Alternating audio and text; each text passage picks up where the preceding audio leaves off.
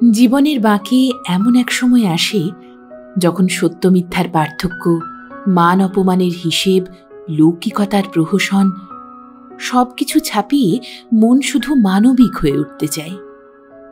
কিন্তু প্রশ্ন জাগে, এই সামাজিক কাঠামো, এই নিয়মের বেড়াজাল কি সেই মানবিকতাকে আপন করে নিতে পারে? আপনাদের জন্য আজ রইল এমনই এক ব্যতিক্রমী গল্প। সাহিত্যিক পাঁচুগোপাল মুখোপাধ্যায়ের কলমে গল্প সত্য মিথ্যা। শুনতে থাকুন।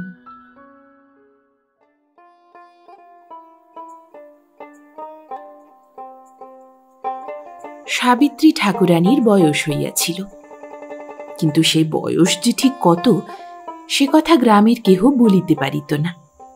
সাবিত্রী নিজেও পারিতেন না। কেহ বলিত বয়স তাহার 50-এর বেশি নহে, শোকে তাপে 80-85 বলিয়া ভুল হয়। কেহ আবার বলিত সাবিত্রীর বয়স কয়েক বৎসর পূর্বেই নাকি 100 অতিক্রম করিয়াছে।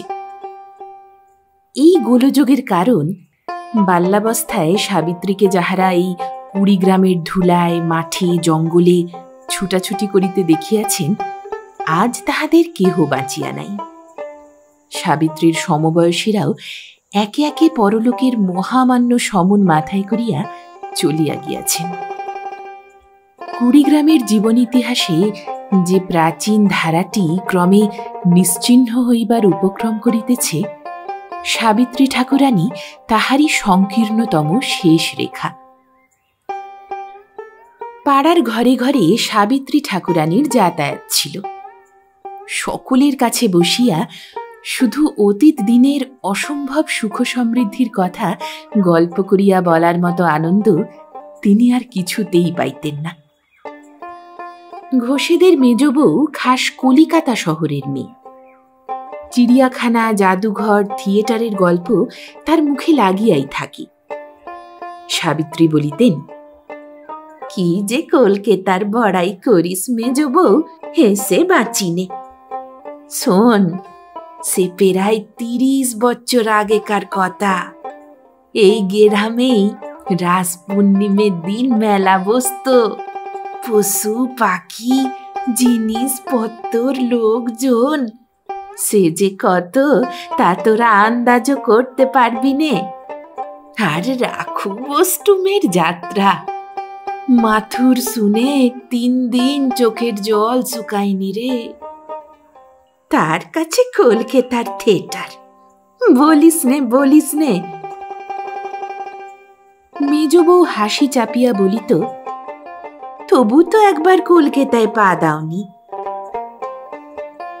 সাবিত্রীর সে সম্বন্ধে কোনো ব্যগ্রতা ছিল না।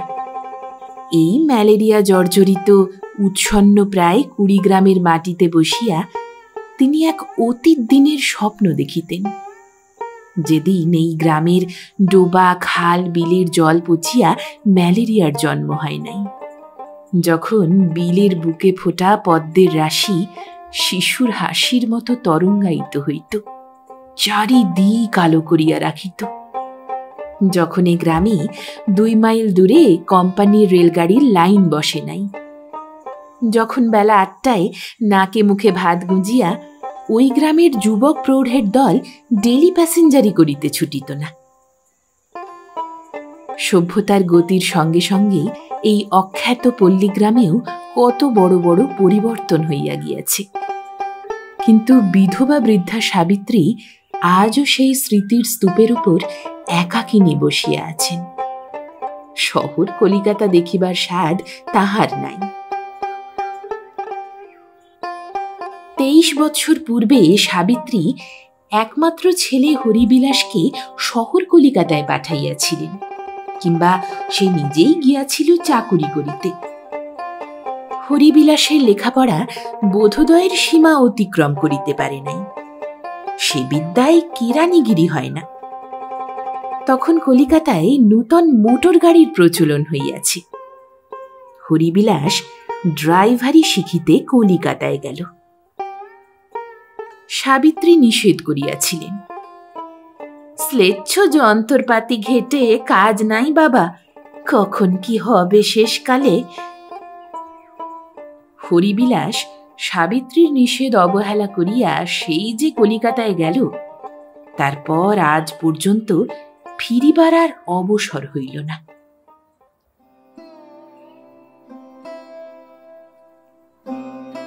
কুড়িগ্রাম সাবিত্রীর শ্বশুরের দেশ নহে, পিতৃভূমি, জন্মস্থান।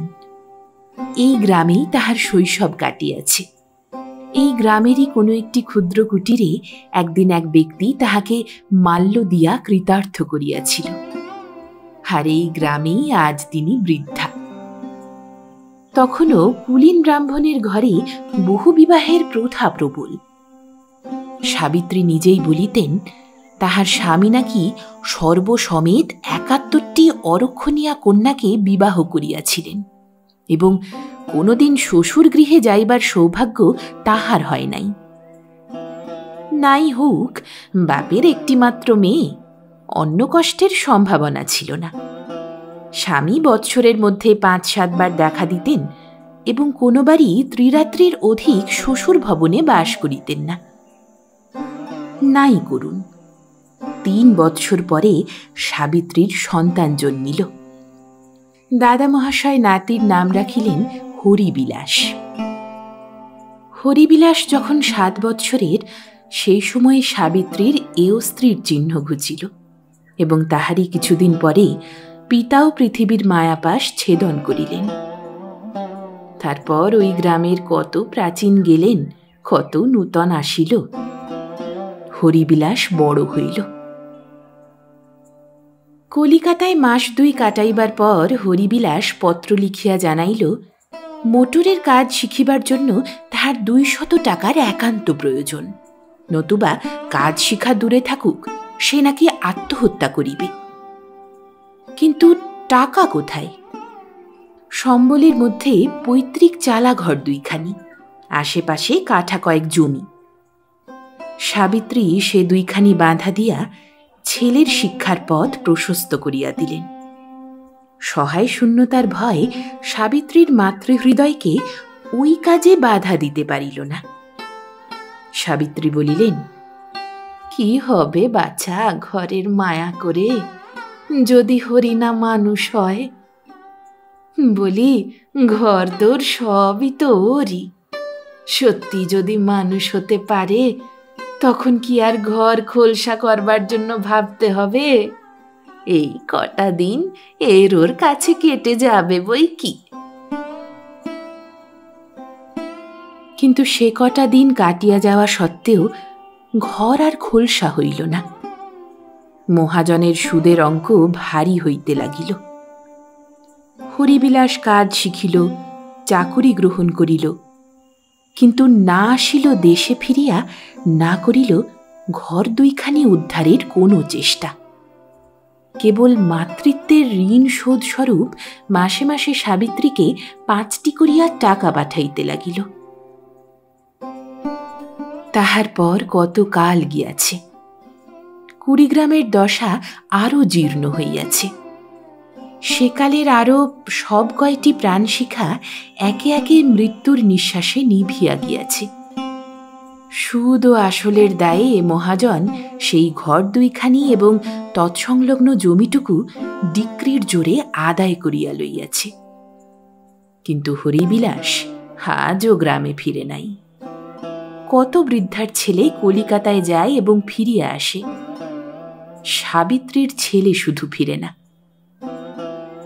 কলিকাতা হইতে আসিয়া কত লোক হরিবিলাসের নামে কত প্রকার কুৎসা প্রচার করে। সাবিত্রী সেসব বিশ্বাস করিতে চাহেন না, পারেনও না। প্রত্যেক দিন ঘুম ভাঙিয়া মনে হয় আজ সে নিশ্চয়ই আসিবে, কিন্তু মাসে একটিবার মানি অর্ডার এবং মধ্যে মধ্যে ২-১টি ছত্রের চিঠি ছাড়া আর কিছুই আসে না। এমনি করিয়া সাবিত্রী ঠাকুরানীর ২৩টি বৎসর কাটিয়াছে।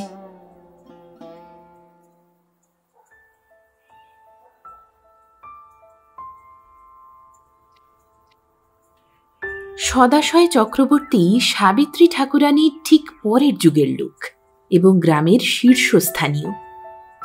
8 বৎসরের বালক হইতে 48 বৎসরের প্রৌঢ় পর্যন্ত সকলেই তাহার নাতি, এবং তিনি তাহাদের ঠাকুরদা। গ্রামের কোন ছেলেটি স্কুল পলাইয়া মাঠে ঘুড়ি উড়াইয়া বেড়াইতেছে, কোন বাটির বিধবা বধূ ঘাটে যাইবার বেলা ঠিক আব্রু রাখিয়া চলিতে পারে নাই, এই সমস্ত খবর তাহার নখদর্পণে। পল্লীগ্রামের বারোয়ারি তলায় এক একজন মানুষ কোমরে চাদর বাঁধিয়া যেমন নিরর্থকই হাঁক ডাক করিয়া বেড়ায়, কেহ তাহার কথা কান দিক বা না দিক। চক্রবর্তী মহাশয় গ্রামের সূচি রক্ষার জন্য সর্বদাই সেইভাবে ব্যস্ত থাকিতেন। কি একটা প্রয়োজনে সেদিন তাহাকে কলিকাতা যাইতে হইয়াছিল। সপ্তাহখানেক পরে গোটাচারেক ফুলকপি, একটা নূতন হুকা এবং কালীঘাটের একখানা পট সঙ্গে করিয়া গ্রামে ফিরিয়া আসিয়াই চক্রবর্তী প্রচার করিয়া দিলেন, সাবিত্রীর ছেলের সহিত তাহার দেখা হইয়াছিল। সাবিত্রী শুনিয়া ছুটিয়া গেলেন। কি বললে বাবা? বলবে আর কি, স্যালদার মোড়ে ট্যাক্সিতে দেখলুম। ভাবভঙ্গি দেখে বোঝা গেল নেশা করেছে পিঁপে খানেক, চোখ দুটো করমচার মতো লাল। বললুম, বুড়ির দিন তো শেষ হয়ে এলো, এবার দেখাশোনা করতে যাওয়া তো উচিত। বয়সও তো নেহাত মন্দ হলো না, বেথা একটা বংশ রক্ষার জন্য। তা সে কথা শোনে কে? হাত মুখ উঁচিয়ে এই মারে তো সেই মারে। বললে কি না, এ কাজে ছুটি ছাটা নাই, আর দেশে গিয়ে ম্যালেরিয়ার বোঝা সঙ্গে করে আনবার ইচ্ছাও তেমন নাই। এরপর কি বলবো আর? মাদকের গন্ধে গা বমি বমি করে উঠল, নাকে গামছা দিয়ে পালিয়ে বাঁচলুম। সাবিত্রী কিছুক্ষণ নিঃশব্দে দাঁড়াইয়া থাকিয়া তারপর বলিলেন, ও সব রাগের কথা, বুঝলে না বাবা? সত্যি কি আর দেশমুখ হবে না? চক্রবর্তী এ কথায় উল্লসিত হইলেন না, উষ্মা প্রকাশ করিয়া বলিলেন, তোমাদের মা বেটার ব্যাপার তোমরাই বোঝো, আমি খবর দিয়েই খালাস।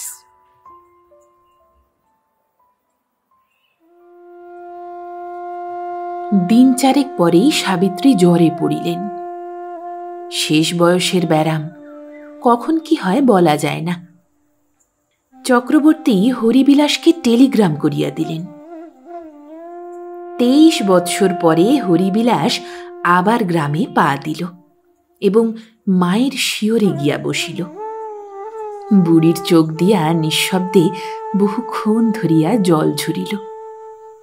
তারপর নিজের ক্ষীণ মুঠির মধ্যে ছেলের একখানি হাত টানিয়া লইয়া তিনি বলিলেন, আমি জানতাম না এসে থাকতে পারবি না। কত লোক কত কথা বলে গেছে, আমি একটা কথাও বিশ্বাস করিনি। কিন্তু এ গায়ে যে ভিটেটুকুও আর নেই বাবা, কোথায় দাঁড়াবি? হরিবিলাসের মনের অবস্থা ওই কথাই কি আকার ধারণ করিল ঠিক জানি না। মাথা হেঁট করিয়া অপরাধীর মতো সে বসিয়া রহিল। সাবিত্রীর অসুখ সারিল। হরিবিলাসও কলিকাতার জন্য ব্যাকুল হইয়া উঠিল। কহিল, হঠাৎ চলে আসতে হলো, বেশি ছুটি নেওয়া হয়নি, কালই ফিরতে হবে। গোটা 10 টাকা বেশি করে রাখো, আর কিছু ফলটল ওষুধপত্তর। সাবিত্রীর পক্ষে ইহাই যথেষ্ট। আনন্দে চক্ষু বহিয়া তাহার জল নামিল। কহিলেন, এমন করে আর কতদিন কাটবে বাবা? হরিবিলাস অবাক হইয়া কহিল, কেমন করে? চাল নেই, চুলো নেই, এমন করে মানুষ কতদিন থাকে? তুই মত দিয়ে যা, আমি বন্দোবস্ত করি। হরিবিলাস কিছুই বলিল না। সাবিত্রী বুঝিলেন মৌনই সম্মতির লক্ষণ। নির্দিষ্ট দিনে হরিবিলাস কলিকাতায় ফিরিয়া গেল। তারপর হইতে সাবিত্রীর উৎসাহ সহসা অফুরন্ত হইয়া উঠিল। পাড়ার ঘরে ঘরে বলিয়া আসিলেন, তাই তো বলি বাছা, মানুষে কি তা পারে? সাদা কথাটা তোমরা এতদিন বোঝনি। বসে বসে টাকা জমাচ্ছিল, বাস্তুভিটের মায়া কি সহজে ভোলা যায়? স্পষ্টই তো বললে, ভিটেটুকু যাতে মহাজনের নিকট আবার কিনতে পারি তারই জন্য এতদিন সঞ্চয় করছিলুম। সেটুকু উদ্ধার না করে বিয়ে করি কোন লজ্জায়? ঘোষেদের মেজ বউ জিজ্ঞাসা করিল, তাহলে টাকা করি কিছু করেছে বলো? সাবিত্রী অকৃত্রিম বিস্ময়ের সহিত উত্তর দিলেন, শোনো কথা, এতকাল চাকরি করলে টাকা করেনি, আবার ঘরটি উদ্ধার করে নিয়েই বিয়ে করবে বলে গেছে। অতঃপর সাবিত্রী মেয়ে দেখিবার জন্য আশেপাশে 5টি গ্রাম ঘাঁটিয়া ফেলিলেন। বিশ্রামের অবসর রহিল না। মাথায় গামছা, হাতে লাঠি, সাবিত্রী ধীরে ধীরে মাঠের পথ ধরিয়া পুত্রবধূর খোঁজে বাহির হইতেন। পথে যাহার সহিত দেখা হইত তাহাকেই সুখবরের সম্ভাবনাটুকু জানাইয়া দিতেন। অবশেষে নিকটবর্তী এক গ্রামে কোনো একটি মেয়েকে পছন্দ হইয়া গেল। পল্লীগ্রামে সে বয়সের মেয়ে সাধারণত অবিবাহিত থাকে না, কিন্তু হরির বয়সও তো অল্প নহে। তাহা ছাড়া মেয়েটির চোখ দুইটি ভারী চমৎকার। দরিদ্র সংসারে মানুষ, তেজ অহংকার কিছুই নাই। আহা, এই বেশ।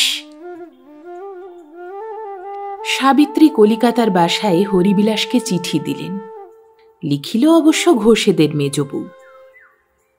তারপর সাবিত্রী অধীর ঔৎসুক্যের সহিত দিন কাটাইতে লাগিলেন। প্রতিদিন প্রভাতে গঙ্গা স্নানের ছল করিয়া স্টেশনে গিয়া পুত্রের প্রতীক্ষা করিতেন, কিন্তু কেহ আসিত না। সাবিত্রী ঠাকুরানী আবার অসুখে পড়িলেন। কলিকাতায় আবার টেলিগ্রাম গেল, কিন্তু এইবারে কেহই আসিল না। সবাই আশা করিয়াছিল এ যাত্রায় সাবিত্রীর রক্ষা নাই, কিন্তু 1 মাস পরে সাবিত্রী সারিয়া উঠিলেন বটে, লোকে বলিল বুড়ি হঠাৎ পাগল হইয়া গিয়াছে।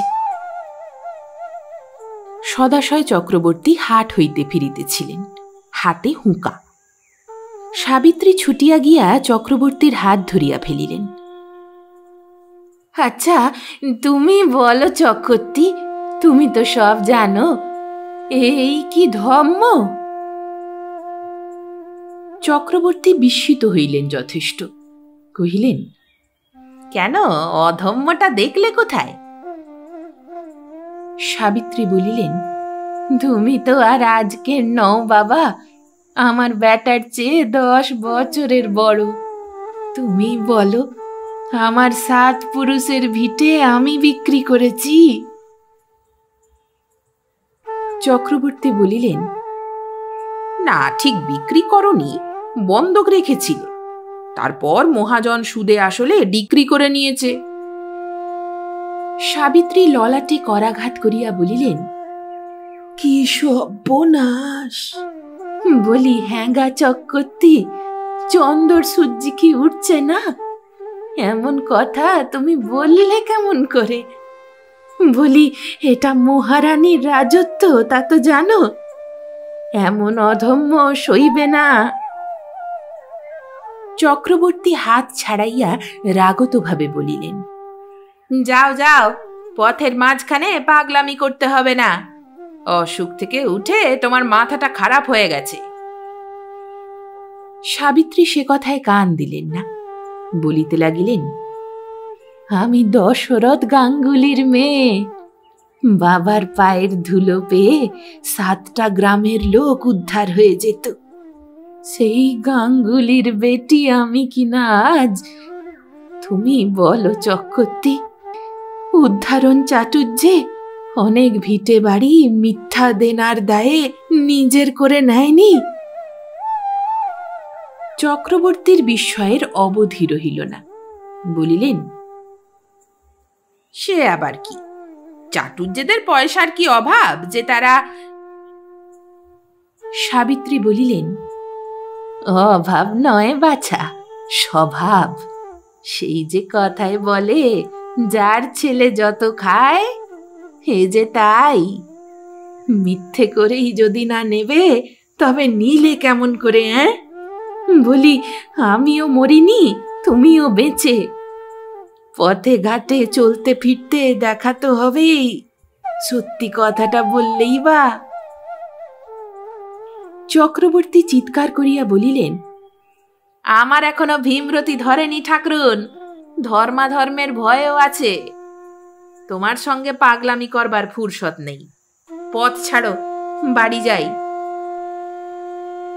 সাবিত্রী পথ ছাড়িয়া দিলেন এবং দাঁড়াইয়া দাঁড়াইয়া পিতৃ পিতামহের নাম স্মরণ করিয়া এই ধর্মহীন কলিকালকে অভিশাপ দিতে লাগিলেন।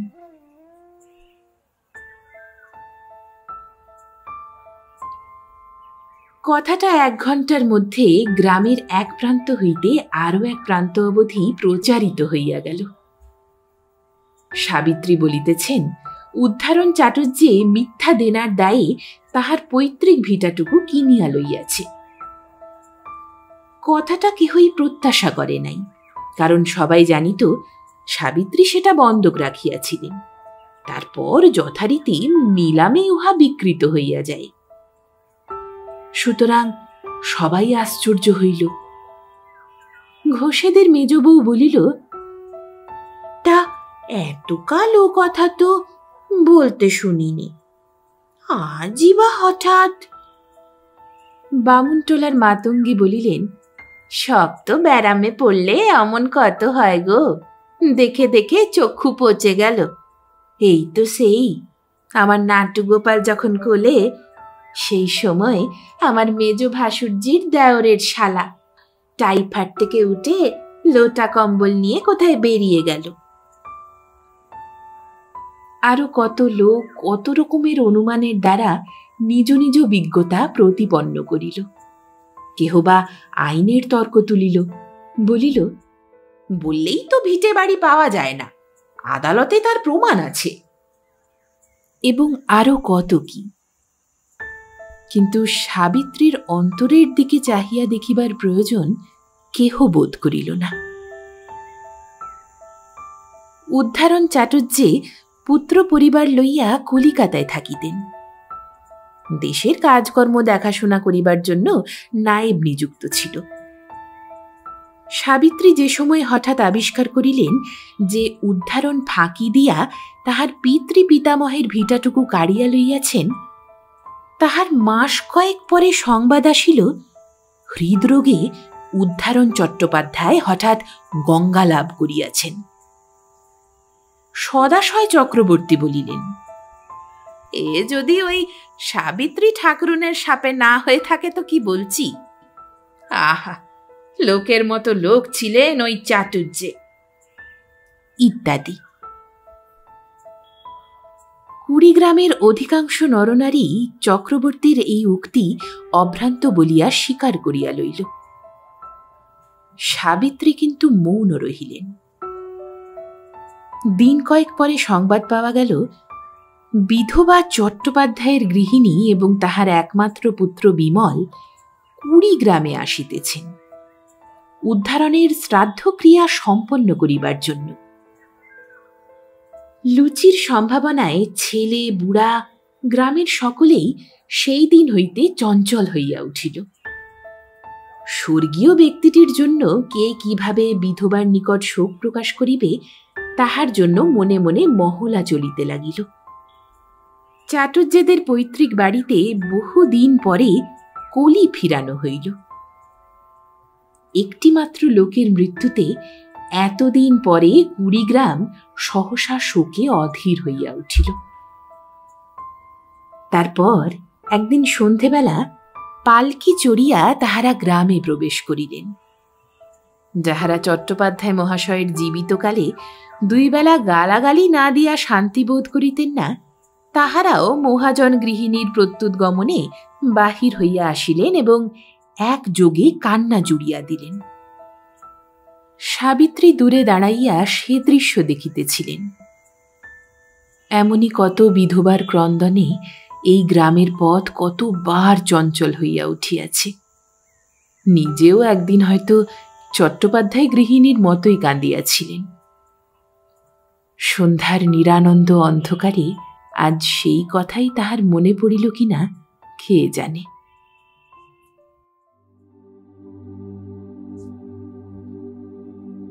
দিন দুই পরে বিমল বাহিরের ঘরে বসিয়া ব্যবসা বিষয়ের কি একটা সংবাদপত্র পড়িতেছে। রাত্রি প্রায় ৯টা। বিমল বাবাজি কোথায়? বিমল উঠিয়া দাঁড়াইয়া বলিল, এই যে চক্রবর্তী কাকা, ভিতরে আসুন। চক্রবর্তী ভিতরে আসিয়া চৌকির উপর বসিয়া পড়িলেন। হ্যাঁ, সকলকে বলে এলুম, ছেলে বুড়ো সব।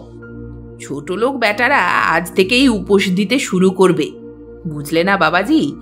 বলে ফলার পেলে নাল গড়ায়, এ তো আবার লুচি, তাও আবার ঘিয়ে ভাজা। নিজের রসিকতায় নিজেই একচোট হাসিয়া লইয়া পুনশ্চ বলিতে লাগিলেন, নেমন্তন্ন কাজটাকে তুচ্ছ বলে মনে করো না বিমল। এত বড় কঠিন কাজ আর জগতে নেই। এই দেখো না, সাবিত্রী ঠাকুরুন, তোমার বাবা যার মেটে ঘর দুখানা কিনে নিলেন, তাকে নিয়েই এক ফ্যাসাদ। বুড়ি 3 কাল গিয়ে 1 কালে ঠেকেছে। বললে কি না আমাদের রামাবতার চাটুর্যে মশাই, না না, সে কথা মুখে আনাও পাপ। পাপ হইলেও ক্রমে ক্রমে চক্রবর্তী সকল কথাই বিমলের নিকট প্রকাশ করিয়া ফেলিলেন। এখন বলো তো বাবা, তুমি তো কালেজে পড়েছ, জানবন্ত, তুমি বলো, সাবিত্রীকে কখনো এ কাজে বলা চলে? বিমল আশ্চর্য হইয়া বলিল, কেন চলে না খুড়োমশাই? ওই কথার জন্য তিনি কি পতিত হলেন নাকি? আহা, তা নয়, ছেলে মানুষ তুমি, বুঝবে না। বলি, কর্তার অপমান কি তাতে কম হয়েছিল বাবাজি? ঠিক জানি না, কিন্তু তাকে আসতে বলা চাই। চক্রবর্তী টিকি দুলিয়া উঠিল, দাঁড়াইয়া উঠিয়া বলিলেন, তাহলে তুমি ঘর দুখানা ওকে ফিরিয়েও তো দিতে পারো।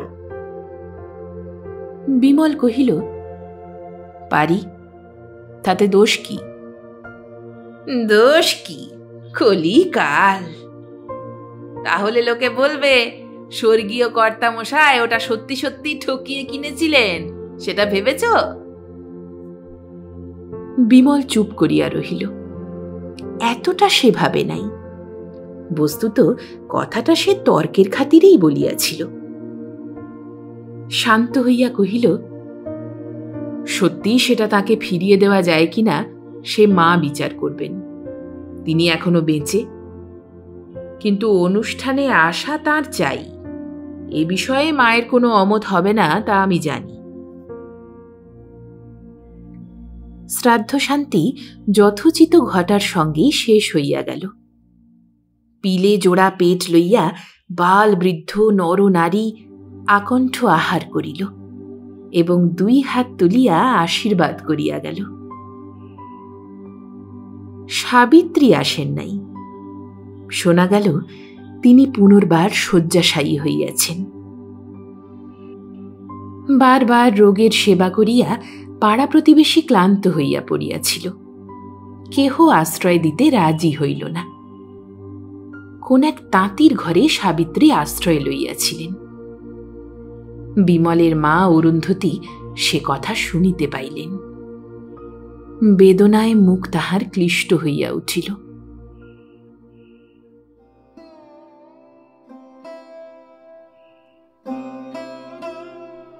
রাত্রি 9টা। দীপালোকের সম্মুখে বসিয়া অরুন্ধতী ভাগবত পাঠ করিতেছিলেন।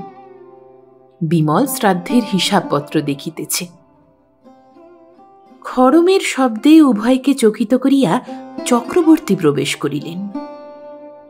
তিনি প্রথমে ক্রিয়াকর্মের একচোট প্রশংসা করিলেন, তারপর বলিলেন, সাবিত্রী ঠাকুরুন তো যেতে বসেছে, বউ ঠাকুরুন কি সে কথা শুনেছ? অরুন্ধতী সংক্ষেপে উত্তর দিলেন, শুনেছি। ললাটে করাঘাত করিয়া চক্রবর্তী বলিতে লাগিলেন, শাস্ত্রে বলেছে কলিকালে ব্রাহ্মণের অসম্মান হবে।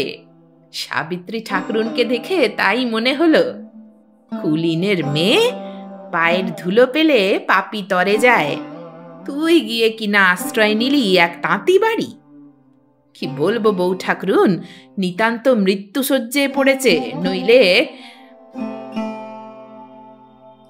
অরুন্ধতীর মুখের ভাবটা হঠাৎ সে কথায় এমনই আশ্চর্যভাবে অন্ধকার হইয়া গেল যে চক্রবর্তী কথাটা শেষ করিতে পারিলেন না। অরুন্ধতী কিছুই বলিলেন না দেখিয়া চক্রবর্তী পুনর্বার শুরু করিলেন, অথচ বুঝলে বউ ঠাকুরুন, দেমাকে সেদিনও পা পড়ত না, বামুনের মেয়ে বলে গর্ব কত। গিয়ে দেখলুম কি জানো, রকের ধারে একটুখানি ছেঁড়া কাঁথার উপর পড়ে আছেন, আর তাঁতির মেয়ে মুখে জল ঢেলে দিচ্ছে। ওষুধপত্তর চুলোয় থাক, এক ফোঁটা দুধও পেটে পড়েনি। আরে এ যে হতেই হবে। সেদিন পথের ধারে আমায় বললে কি না, সে মিথ্যে কথার ফল ফলবে না। চাটুজ্জে মশাই, সে সাপ ভ্রষ্ট ইন্দ্রদেব, তিনি কি না। আচ্ছা তুমি বলো বউ ঠাকুরুন। বউ ঠাকুরানী বলিলেন, সেসব কথায় কাজ কি ঠাকুরপো? কাজ নেই? তুমি বলছো কি বউ ঠাকুরুন, উদ্ধারণদার নামে মিথ্যে অপবাদ? যদি বলি মিথ্যে না হয়? অরুন্ধতীর মুখের ভাবে উত্তেজনা ছিল না, কণ্ঠস্বর শান্ত। চক্রবর্তীর হঠাৎ বিশ্বাস হইল না যে কথাটা তিনি সকর্ণে শুনিয়াছেন। কিছুক্ষণ বিস্মিতের মতো চাহিয়া থাকিয়া জিজ্ঞাসা করিলেন, কি মিথ্যে নয়, এই অপবাদ? অরুন্ধতী বলিলেন, অপবাদ মিথ্যে, কিন্তু সাবিত্রীর কথা মিথ্যে নয়। কথাটা হেঁয়ালির মতো শুনাইল। চক্রবর্তী তাহার মর্মভেদ করিতে পারিলেন না। অরুন্ধতী স্বভাব গম্ভীর স্নিগ্ধ কণ্ঠে বলিলেন, কিন্তু সে কথা তুমি বুঝবে না ঠাকুরপো, সে চেষ্টাও করো না। রাত বড় কম হয়নি, এসো। অরুন্ধতী কথা কহিতেন কম। এই শান্ত সংযত রমণীর সম্মুখে সেজন্য কথা কাটাকাটি করিবার সাহসও কাহারও হইত না। কি এক অনির্দেশ্য অপূর্ব মহিমায় তাহার মূর্তিখানি সকল সময় দেবতার মতো কঠিন দেখাইত।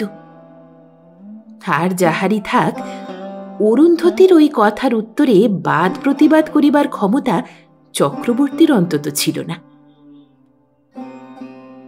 সদাশয় চক্রবর্তী চলিয়া গেলে বিমল বলিল, চক্রবর্তী কাকাকে তুমি যে কথা বললে সে কি সত্যি সত্যি মা? কি কথা বিমল? বাবা কি সত্যিই কোনো অন্যায় করে? সে কথা তো আমি বলিনি বিমল। সাবিত্রী ঠাকুরুনের ভিটেটুকু আমায় ফিরিয়ে দিতে হবে। কেন শুনি? দলিলপত্তর কি তবে জাল? পাগল, সে কথা কে বললে? বিমল কিছুই বুঝিল না, বলিল, সাবিত্রীর ঋণও আজ কোঠায় দাঁড়িয়েছে, আমাদের টাকাও বড় কম খরচ হয়নি। সেটা যে কেন তুমি আজ ফিরিয়ে দিলে, লোকে কি ভাববে সেটা ভেবেছ? ভেবেছি, কিন্তু ভয় করব কাকে বিমল? যেটাকে আমি মনের মধ্যে সত্যি বলে জানি, এই চক্রবর্তীর মতো 5টা লোকের কথায় তা মিথ্যে হয়ে যাবে? বিমল কহিল, তবু দেবে? হ্যাঁ বাবা। কিন্তু কেন মা? অরুন্ধতী অল্পকাল নীরব থাকিয়া কি যেন ভাবিলেন। বলিলেন, আমার বৌমার বয়স যখন আমার মতো হবে, যখন তিনি ছেলের মা হবেন, তখন এ কথা তাকে জিজ্ঞাসা করিস। পরদিন বেলা ৯টা। অরুন্ধতী আহ্নিকে বসিয়াছিলেন।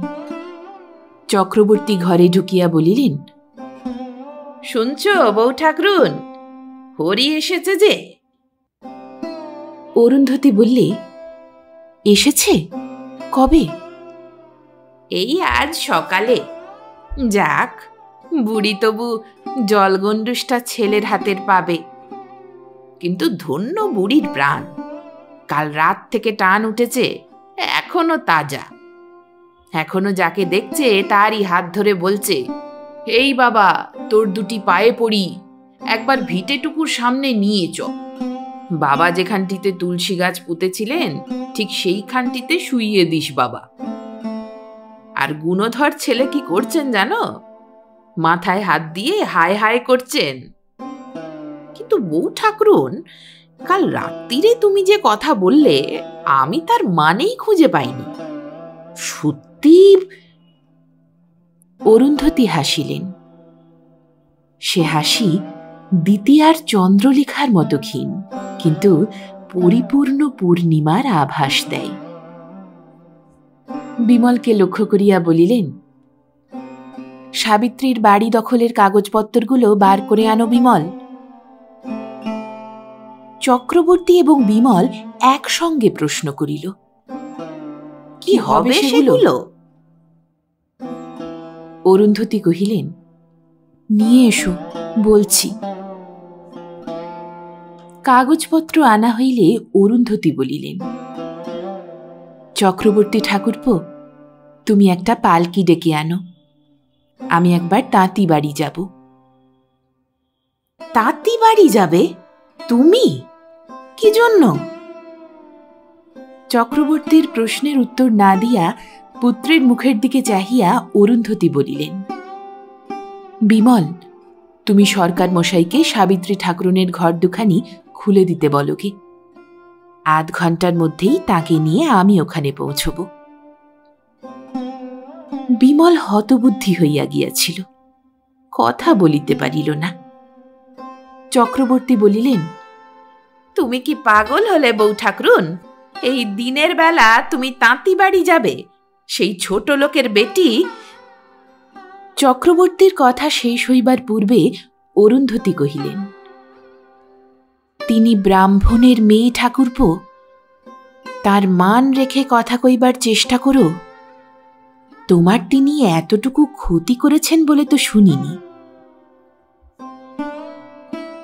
চক্রবর্তী কিছুকাল পাথরের মতো দাঁড়াইয়া থাকিয়া বলিলেন, কি জন্য তুমি এ কাজ করতে চলেছ তা তুমি জানো বউ ঠাকরুন। কিন্তু এ ব্যাপারের পরে কেউ যদি বলে উদ্ধারণ দা মিথ্যে দেনার ক্ষতে সাবিত্রীর ভিটে ডিক্রি করে নিয়েছিলেন, তবে কোনো যুক্তি কেউ শুনবে না। আমায় যেন তখন দোষী হতে না হয়। সদাশয় বিমর্ষ মুখে পালকির সন্ধানে বাহির হইয়া গেলেন। তাহার পর কি হইল সবিস্তারে বলিবার প্রয়োজন নাই। এইটুকু বলিলেই যথেষ্ট হইবে যে প্রায় ২৪ বৎসর পরে পৈতৃক ভিটায় আসিয়া সাবিত্রী ঠাকুরানী অন্তিম নিঃশ্বাস ত্যাগ করিলেন এবং হরিবিলাস বহুদিন পরে সেটি অধিকার করিয়া বসিল।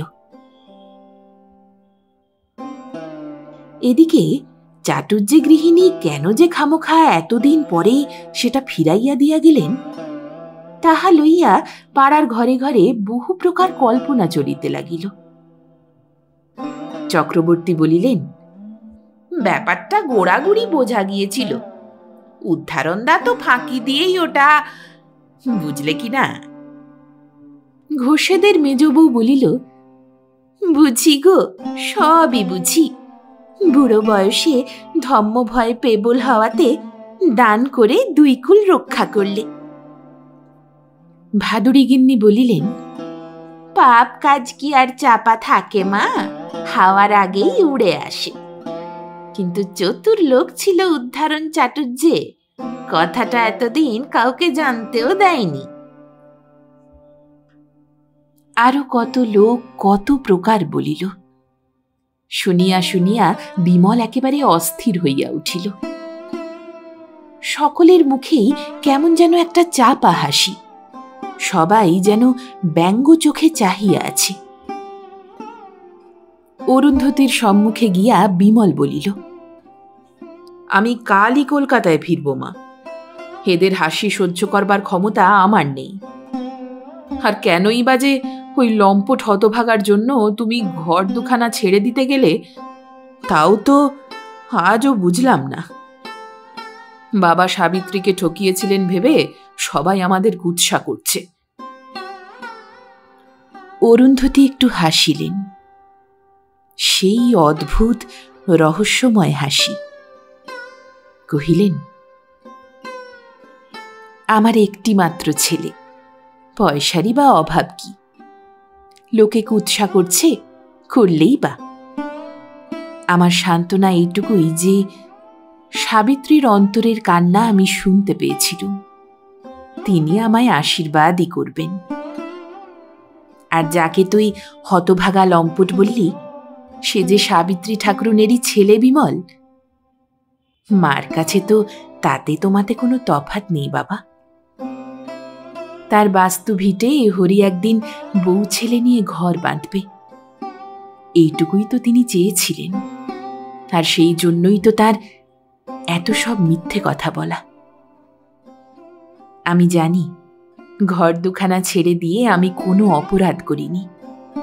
তোর বাবাও স্বর্গ থেকে এর জন্য আমায় আশীর্বাদ করবেন। আদালতের ডিক্রি আর কতগুলো স্বার্থপর লোকের ধারণাই সবচেয়ে বড় সত্যি হয় না বাবা। তোমার দেশ ছেড়ে পালাবার কোনো দরকার নেই।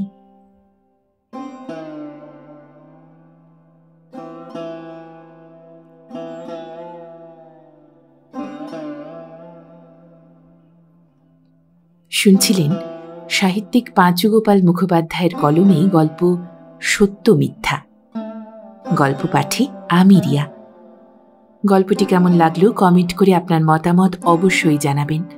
ভালো লাগলে একটি লাইক আর পরবর্তী গল্প শোনার জন্য সাবস্ক্রাইব করতে ভুলবেন না। আর হ্যাঁ, গল্প একান্তে এখন এসে গিয়েছে ফেসবুকেও, সেখানেও থাকছে বেশ কিছু নতুন গল্প। ডেসক্রিপশনে ও ফার্স্ট কমেন্টে লিংক দেওয়া রইল, ফলো করতে ভুলবেন না। সঙ্গে থাকুন, শুনতে থাকুন গল্প একান্তে।